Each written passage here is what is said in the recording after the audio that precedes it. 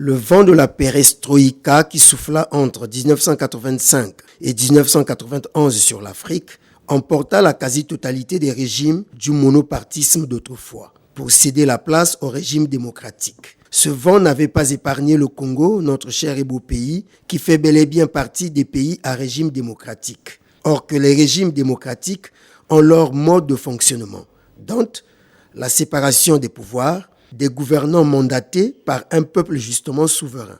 Qu'est-ce à dire donc la démocratie? C'est un régime politique dans lequel le peuple dispose du pouvoir souverain et l'applique en respectant des principes démocratiques. Le cas échéant, le principe de séparation de pouvoir. Vous comprenez que rien que le respect de ce principe peut éradiquer une foultitude d'antivaleurs qui gangrènent la démocratie. Et lorsque ce principe n'est pas respecté, le pouvoir exécutif se croit tout permis et domine pour la majorité des cas sur les autres pouvoirs, à savoir le pouvoir législatif, le pouvoir judiciaire, sans oublier le pouvoir informatif. Donc la presse, dit quatrième pouvoir. Dans leurs rôles respectifs, l'exécutif fait exécuter les lois et règles et conduit la politique gouvernementale. Le législatif vote les lois et contrôle l'action de l'exécutif. Le judiciaire juge et sanctionne tous ceux qui n'obéissent pas aux lois et règlements de la République. Le pouvoir informatif, lui, dénonce en public, à l'intention du public, qu'est le peuple souverain, tout ce qui est contre loi et contre nature, causé par le citoyen tel qu'il soit.